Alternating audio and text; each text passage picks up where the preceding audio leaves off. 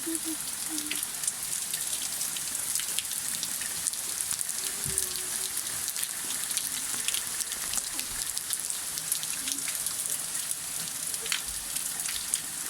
меня вверх. Üks laiskvorst, teine laiskvorst sokiga.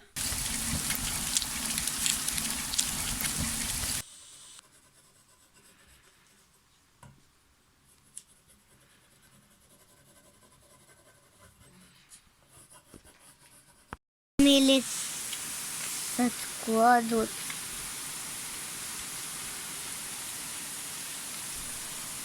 Selline vihma.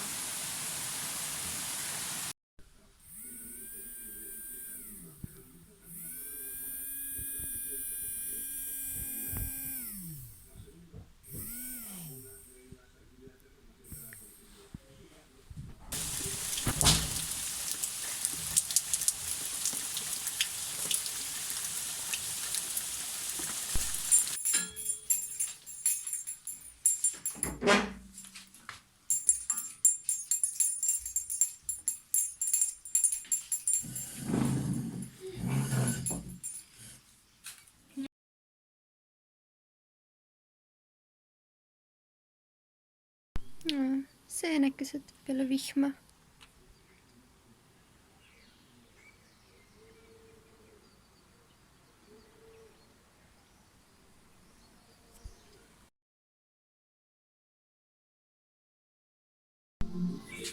Toimu.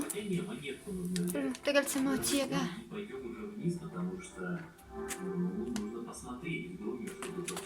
Maad.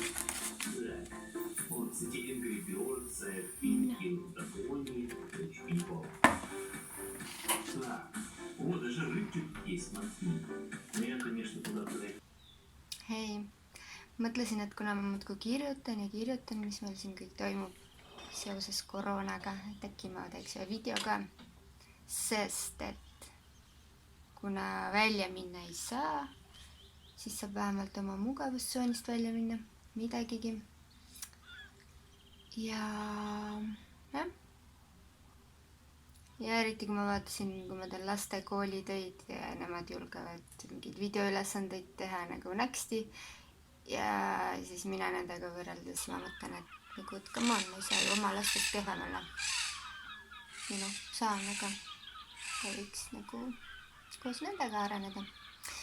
Ehk siis, ei tea, 3 nädalat karantiini sai läbi. 3 nädalat koduõpet sai läbi, nüüd hakkab lastel vaheaeg. Lihavõtte pühade puhul on meil siis üle nädala vaba. Nagu alati on olnud ja on ka nüüd õnneks. Ehk siis natuke saame hinge tõmmata ja kodutöödest puhata. Laste kodutöödest. Neid on Danielil ei ole palju. Aleksandril on palju. Päris palju. Osade asjadega me olime vahepeal nagu järjest maas, tegime nüüd tagant järgi nädalavahetuseti. Nüüd me oleme enam-vähem järje peal. Väljaminemisega ongi nii, et kui sul on koer, siis sa võid minna jalutada natuke kodu lähedal, kui sa oled kodust juba kaugemal, siis sa saad trahvi. Kui sa jalutad liiga kaua koeraga, võid ka saada trahvi, kui politsei näeb, et sa oled juba jube kaua jalutanud. Kui sul ei ole koera, siis sa loomulikult ei tohi ei jalutada, ei joosta, ma ei tea, mitte midagi, ei rattaga sõita. Meil ei ole koera, me ei saa, meil on kassid, meie kassid ei taha jalutada. Ma ei tea, kas keegi on proovinud üldse kassiga jalutada ja vaadata, mida politsei selle peale ütleb, ma ei tea. Aga meie kassid ei ole väga õuekassid. Ehk siis meie oleme kodus. Ja õue võib minna, kui sa lähed poodi üksinda, kui sa võid minna, kui sa oled täiskasvanu. Ja kui sa lähed midagi väga tähtsat tegema, et siis kas arsti juurde või tubakapoodi või ajalehekioskisse või toidupoodi, ja need kõik peavad olema sinu lähimad, kodu lähimad, et sa ei või minna teise linna otsa või isegi ma ei tea, läheduselt teise toidupoodi, sa pead minema enda kodu lähimasse. Ja sellepärast mina ei ole peale seda ühte korda rohkem läinud, sest mind politsei küsitles, et miks ma nii kaugele lähen. Ja kuigi ta lubas mul minna, siis ma enam ei ole julgenud minna, sest neid tingimusi on vahepeal karmistatud ja ma ei tea, ei taha minna. Artem on käinud ja teda politsei ei ole nagu peatanud, et ei ole üldse näinud politseinikke ega üldse kedagi, kes tänavad on täitsa tühjad. Me oleme ka 2 korda saanud tellida toiduvast koju toitu. Esimene kord juba tuli kohale, sealt oli umbes 1/3 toidust, mis me tellisime, oli vähem, ehk siis osasi asju ei olnud. Siis me saime ühest teisest poest veel tellida. Ma ei tea, et see tuleb nüüd järgmine nädal. Ja vaatame, mis seal siis tuleb. Kas midagi tuleb või ei tule midagi. Üldiselt on suht võimatu jaole saada meie nii-öelda lemmiktoidupood meie piirkonnas ei paku koduvedu. See, kust me saime tellida, nemad sealt saab, aga seal on umbes 10 päeva vähemalt järjekorrad. Ja tegelikult eelistatakse vanemaid inimesi, et nemad saaksid sealt tellida. See 3. pood, seal on niimoodi, et iga päev avatakse siis nädala pärast üks nagu päev, siis kui sa sealt valid, saad endale õigel ajal jaole ja saad sealt kohe endale kellaaja ära valida, millal see tuuakse, siis sa saad tellida. Ehk siis ma mingi nädal aega otsisin, ootasin ja refresh isin, et kas avatakse see uus päev ja ühel päeval ma sain nagu õigel ajal õiges kohas olla ja ära tellida. Ja ma ei tea. Mingi tund hiljem olid need kõik ajad juba läinud, nii et siis ei ole lihtne see asi. Ei tea, mis on tomatid kasvavad, nii et väiksed alles, aga ja poodi ei tohi minna mitte lihtsalt õlle järgi, et selle puhul on inimestele tehtud trahve, kui neil on poekotis ainult üks pudel õlut või midagi, mis ei ole esmatarbekaup, mis ei ole eluks hädavajalik. Trahve on tehtud tohutult, ehk siis sellist asja ei ole, et hoiatatakse niisama nagu Eestis, et siin on iga väike asi kohe saad trahvi, mis on normaalne selleks, et kõik kuuleksid ka. Põhimõtteliselt need 3 nädalat on kogu aeg sadanud, mingi paar väikest päiksepäeva oli ka, siis sai umbes pesu pesta ja seda kuivama viia, ehk siis korraks värske õhu käes käia.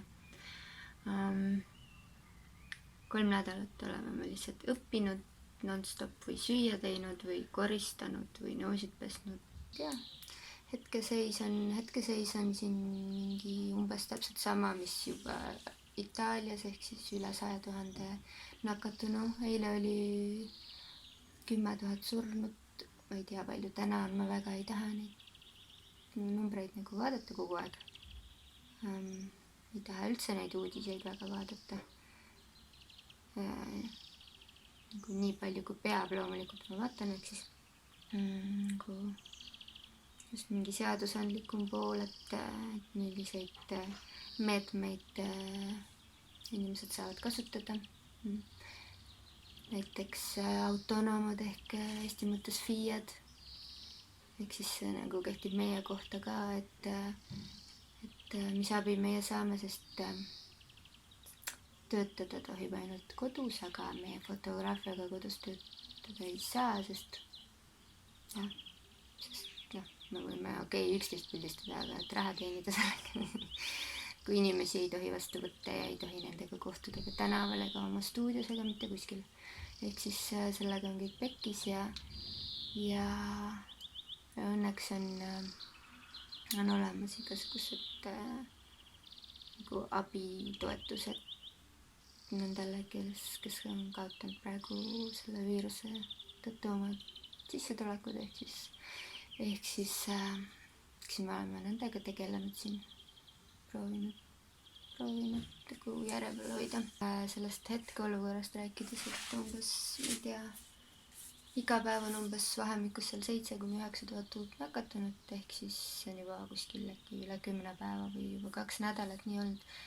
Ehk siis üsna stabiilne on tegelikult olukord, et ilmselt me oleme seal tipus praegu. Et ei ole enam see, et iga päev on topelt rohkem nakatunuid kui eelmine päev. Seda õnneks ei ole. Vot nii, ühesõnaga hulluks me ei ole veel läinud vist, ma ei tea. Lapsed ka ei ole läinud hulluks, nad ei ole üldse õue igatsenud, sest vihma sadas. Nad ei ole kooli igatsenud loomulikult. Välja arvatud üks päev, kui Aleksander mõtles, et võiks kooli minna, sest ta tahtis näidata oma kodutööd teistele lastele. Jah, ma ei tea, kaua veel, arvan, et vähemalt 3 nädalat võib veel kodus olla. See on nagu fakt. Tšau!